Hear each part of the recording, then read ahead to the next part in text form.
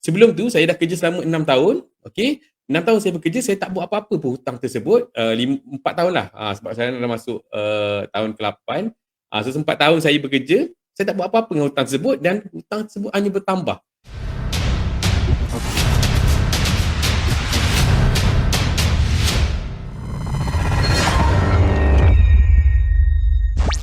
Berkenaan dengan buku misi bebas hutang tuan-puan bagi mereka yang hadir hari ini, okey, saya nak tuan-puan cuba bayangkan tuan-puan bebas hutang ataupun tuan-puan cuba komen sebelum tuan-puan kenal emas, kenal G100 network, kenal Tuan Muhammad Zikri Syafiee, tuan-puan pernah terfikir tak tuan-tuan dan puan-puan boleh hidup misi bebas hutang? Cuba tuan-tuan komen di ruang komen, okey.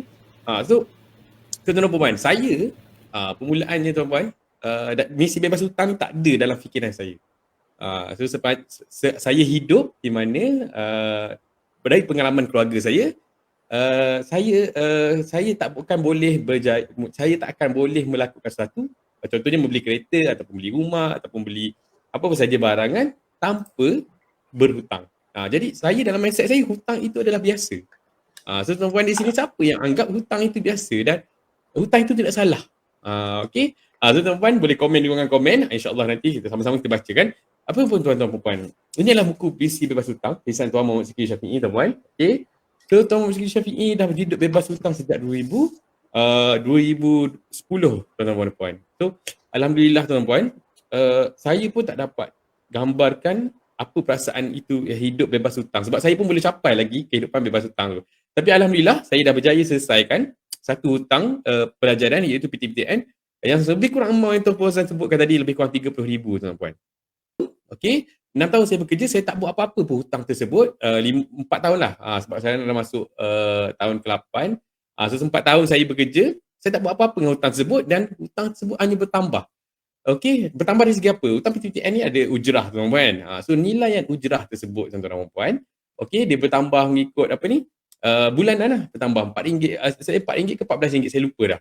Jadi setiap bulan bertambah. So kita makin miskin. Setiap bulan tu makin miskin sebab hutang makin bertambah. Jadi pada 2020 tuan-puan, sejak saya mengenali emas, bila saya membaca buku misi bebas hutang puan, barulah saya tahu cara dan kaedah terbaik untuk selesaikan masalah hutang.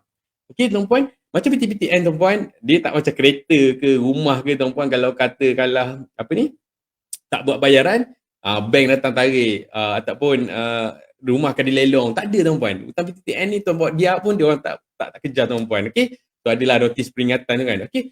So apabila tuan-puan saya baca daripada buku ni tuan-puan, Tuan Muhammad Zikri Syafiee kata tuan-puan tulis dalam buku ini untuk tuan-tuan dan puan bebas hutang, buat potongan bayaran terus. Okey. Potong bayar terus. Okey. So nanti tuan-puan akan nampak impaknya pada tuan-puan. Tuan-tuan, buku misi bebas hutang ni bukan sahaja bercerita tentang berkenaan dengan asas bebas hutang tersebut. Okey, dalam tu ada disebutkan 5 bab. Pertama sekali itu berkenaan dengan simpanan tuan-tuan. Dan ini adalah perkara yang kami selalu sebut-sebutkan di dalam talk show kami sebelum ini. Okey, tuan-tuan boleh tengok balik talk show kami sebelum ini, banyak kami tekankan berkenaan dengan simpanan kerana asas dalam kita kata membina kekayaan adalah simpanan.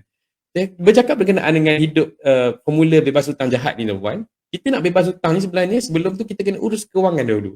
So nak urus kewangan kita kena ada ilmu tuan-tuan. Okey? So bila kita ada ilmu barulah kita boleh urus kewangan dengan lebih baik dan akhirnya kita boleh plan macam mana kita nak selesaikan hutang jahat kita tersebut. So itu adalah manfaat yang saya dapat daripada buku misi bebas hutang tuan-puan. So, kalau tuan-tuan nak tahu lebih lanjut, dapatkanlah buku ni tuan-puan. Sangat-sangat bahasanya sangat-sangat mudah.